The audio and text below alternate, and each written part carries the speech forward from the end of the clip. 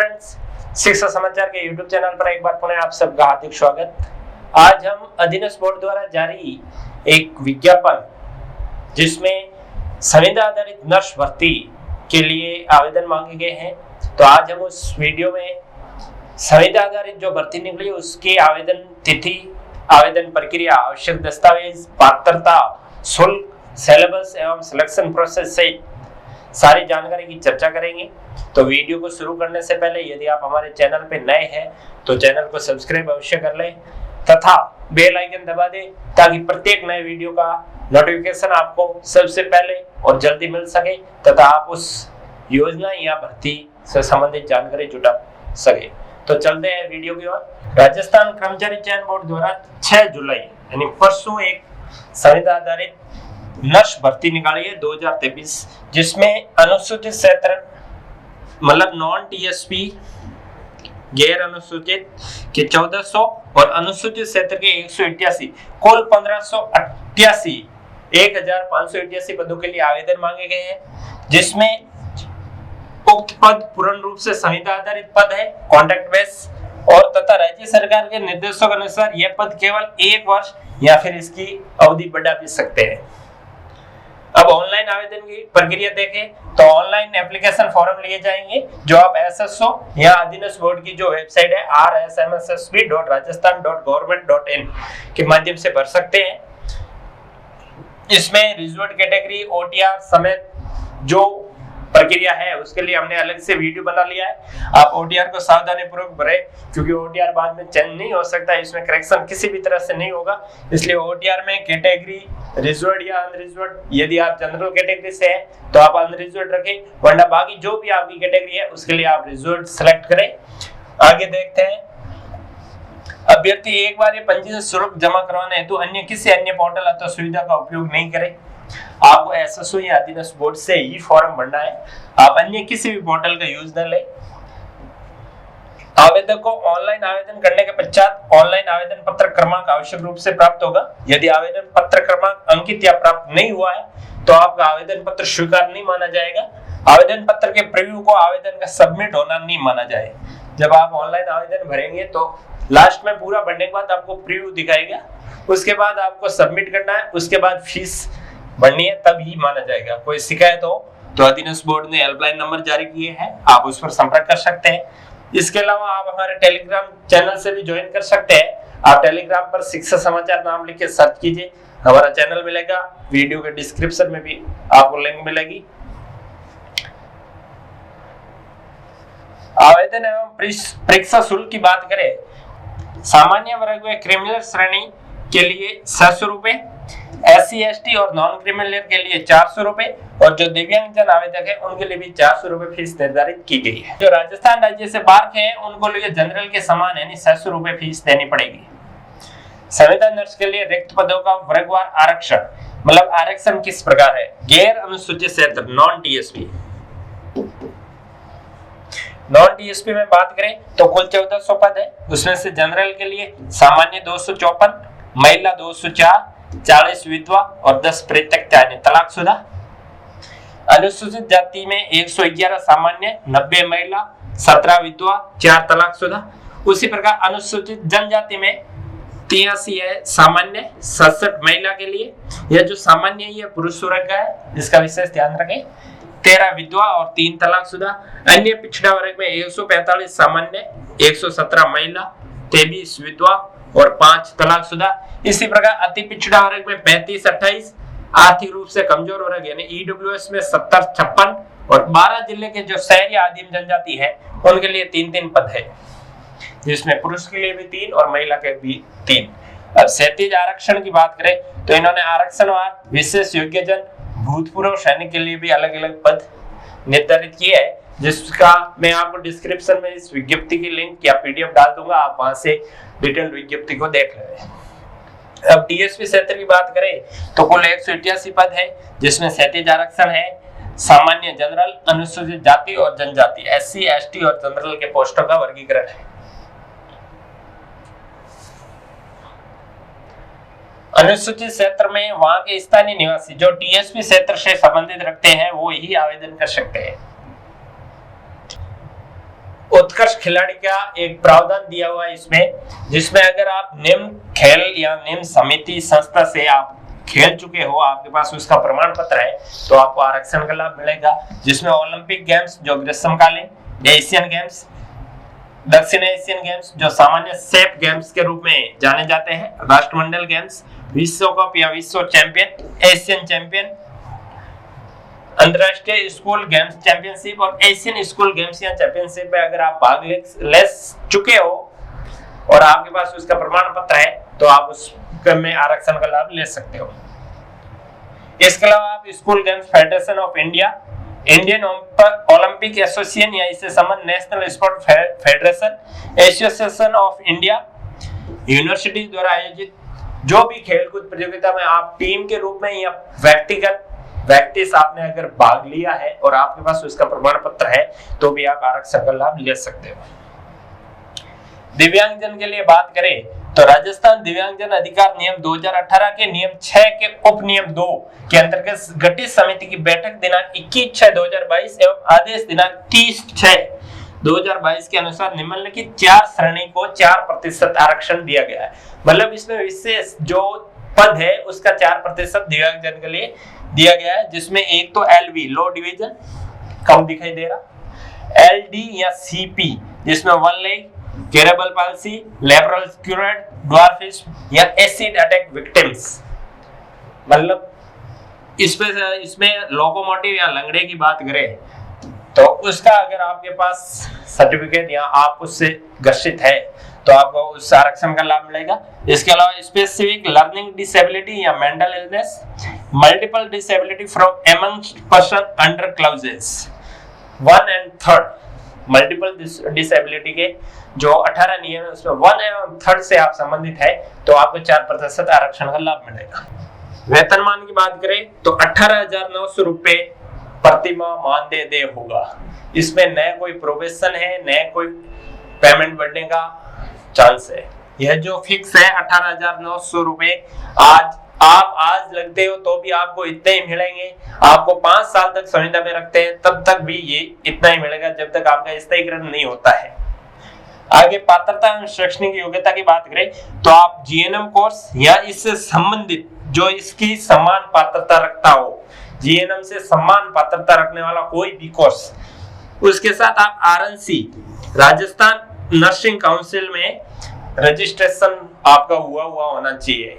ऐसा नहीं हो कि आप अदर स्टेट से GNM, ANM या इससे संबंधित जो भी लेवल 4 डिग्रीज है वो करके आगे, लेकिन आपका राजस्थान नर्सिंग काउंसिल में रजिस्ट्रेशन नहीं हो रखा तो आप इस भर्ती के योग्य नहीं है।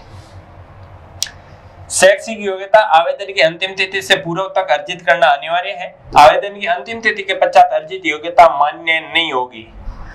ऐसा नहीं होना चाहिए कि जब अंतिम तिथि से बाद आप आवेदन की जो योग्यता वो अर्जित करें और आप ऐसा नहीं सोचे कि हम शपथ पत्र लगा लेंगे, वो मान्य नहीं होगा, आप उसके लिए अपात्र घोषित किए जाओगे। अब आप राष्ट्रीयता की बात करें तो आप भारत के नागरिक, नेपाल, भूटान, इसके अलावा तिब्बत शरणार्थी जो 1162 से भारत में स्थायी रूप से निवास करने के विचार से आया था, भारतीय मूल का व्यक्ति जो भारत में स्थायी रूप से बसने के विचार से पाकिस्तान, म्यांमार यानी बर्मा, श्रीलंका, पूर्वी अफ्रीकी देशों से भारत में आया हो, परंतु शर्त यह है कि वर्ग ख, ग, घ और अड़ से संबंधित प्रार्थियों को भारत सरकार के गृह एवं न्याय विभाग द्वारा पात्रता का वार्षिक प्रमाण पत्र प्रस्तुत करना होगा। इस बात का विशेष ध्यान रखें अगर कोई अदर कंट्री का हो और भारत में रह रहा हो। आयु की बात करें तो आवेदक 1 जनवरी 2024 को 21 वर्ष, 1 जनवरी 2024 को आपने 21 वर्ष पूर्ण कर ली हो और अधिकतम 40 वर्ष, इससे ज्यादा। हाँ, अगर आप रिजर्व्ड कैटेगरी आरक्षित श्रेणी से हो तो आपको संबंधित श्रेणी से जैसे SC, ST या OBC में 5 वर्ष, सामान्य वर्ग महिला अभ्यर्थियों के लिए 5 वर्ष और अनुसूचित जाति जनजाति या STC में जो महिला अभ्यर्थी है उनके लिए 10 वर्ष। भूतपूर्व सैनिकों के अधिकतम आयु सीमा 50 वर्ष होगी, परंतु वीर चक्र या कोई अन्य उच्च विशेष योग्यता की धारकों की दशा में उच्च आयु 2 वर्ष तक और बढ़ा दी जाएगी।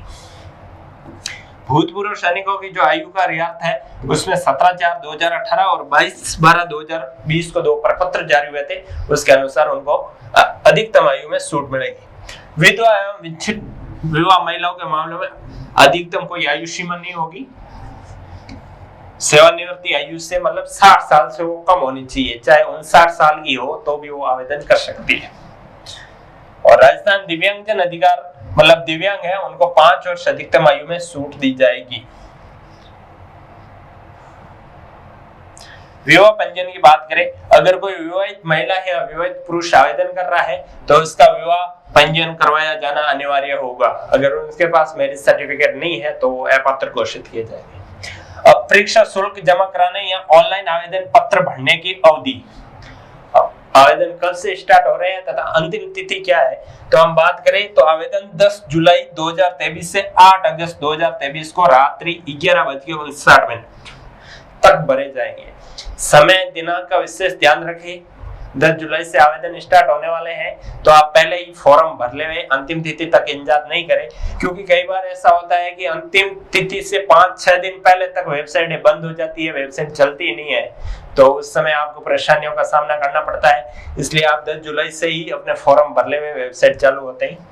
ऑनलाइन आवेदन पत्र दिनांक 10 जुलाई 2023 से दिनांक 8 अगस्त, वो फीस की डेट थी और यह है आवेदन पत्र की डेट। इसमें दोनों डेट समान ही है, क्योंकि एग्जाम में ऐसा होता है कि फीस 2 दिन बाद तक भरवाई जाए और आवेदन फॉर्म 2 दिन पहले तक ही समाप्त हो जाते हैं। परीक्षा आयोजन, संविदा नर्स के पदों की भर्ती है तो बोर्ड द्वारा परीक्षा संभावित 24 सितंबर 2023 इन्होंने डेट दे रखी है, लेकिन संभावित है, जरूरी नहीं कि उसी दिन हो, आगे भी खिसका दी जाती है। तो इस संबंध में विस्तृत सूचना बोर्ड की वेबसाइट एवं प्रेस विज्ञप्ति के माध्यम से अलग से दे दी जाएगी। बोर्ड के पास परीक्षा के दिनांक एवं स्थान में परिवर्तन करने का अधिकार सुरक्षित है, मतलब बोर्ड कभी भी एग्जाम डेट बढ़ा सकता है। प्रवेश पत्र के लिए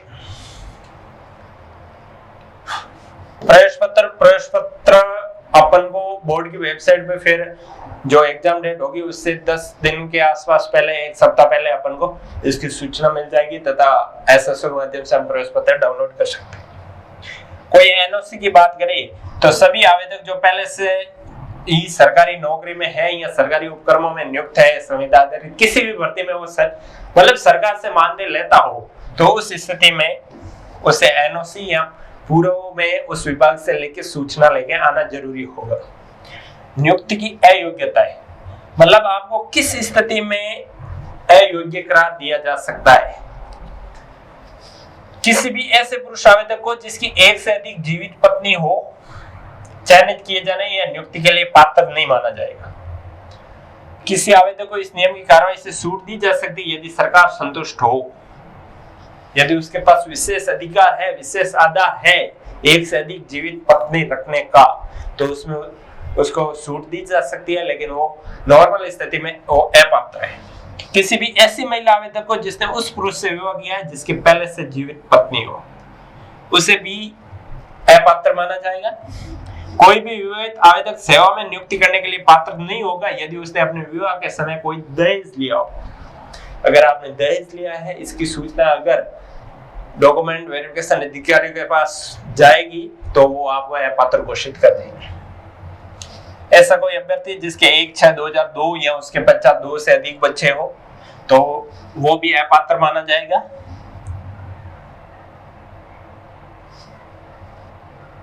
परंतु इसमें एक यह लाइन लिखी गई है कि संतानों की कुल संख्या गणना करते समय ऐसी संतान जो पूर्वोत्तर प्रसव से पैदा हुई और निःशक्त हो, मतलब कोई निःशक्त संतान हो, तो उसकी गणना नहीं की जाएगी। यदि कोई अभ्यर्थी पुनर्विवाह करता है जो विधि के अनुसार सही है तथा पुनर्विवाह से पूर्व उस अभ्यर्थी को उपरोक्त प्रावधानों के अनुसार नियुक्ति के लिए अयोग्य घोषित नहीं किया गया है, तो वह अभ्यर्थी पुनर्विवाह के बाद एकल प्रसव से उत्पन्न होने वाले बच्चे के लिए अयोग्य घोषित नहीं किया जाए। यदि किसी स्थिति में पुनर्विवाह करता है तो जब एकल प्रसव मात्र एक, यदि पहले उसके पहली पत्नी के 2 बच्चे हैं, फिर भी वो पुनर्विवाह करता है पहली पत्नी के जाने के बाद या किसी अन्य कारणवश, तो एकल प्रसव के लिए अयोग्य नहीं माना जाएगा। कोई भी उम्मीदवार जिसे राजस्थान कर्मचारी चयन बोर्ड ने अपने आप को अन्य व्यक्ति होना बताना या काटछाट किए जाली दस्तावेज, मतलब अधीनस्थ बोर्ड के साथ धोखाधड़ी, जाली दस्तावेज या अन्य कुछ भी जो दस्तावेज है उसमें उन्होंने कुछ छेड़छाड़ की हो या गलत तथ्य पेश किए हो तो उन्हें डिबार किया जा सकता है। अब आवेदन कैसे करना है, तो आवेदन आपको ऑनलाइन आवेदन पत्र भरने से पूर्व विज्ञापन देख लेना है। ऑनलाइन आवेदन पत्र की प्राप्ति के अंतिम दिनांक तक ही स्वीकार किए जाएंगे और आवेदन के दौरान आपको पात्रता की समस्त शर्तें पूरी करनी है, चाहे जो शर्त आपके ऊपर लागू हो वो आपको पूरी करनी होगी। इसके अलावा जो आवेदन भरने की प्रक्रिया है उसका हम अलग से वीडियो बनाएंगे, आप वहां से देख ले ताकि उसकी प्रोसेस आपको वहां से पता चल सके, जो 10 जुलाई या 11 जुलाई तक हमारे चैनल पर आ जाएगा। चलो दोस्तों, तो इस वीडियो में हमने आवेदन संबंधित जो जानकारी थी वो देखी।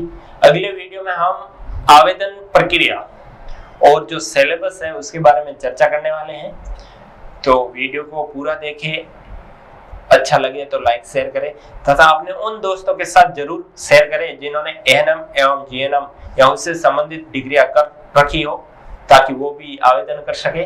तथा अगले वीडियो में हम इनकी जो भी आगे की क्रियाविधि है, जैसे आवेदन प्रक्रिया 10 जुलाई से स्टार्ट होगी तो आवेदन प्रोसेस के स्टेप बाय स्टेप हम वीडियो चैनल पे अपलोड कर देंगे। इसके अलावा सिलेबस भी हम उसके साथ विस्तृत रूप से चैनल पर अपलोड कर देंगे। पुनः आप सबका धन्यवाद, ऐसे ही हमारे साथ बने रहें।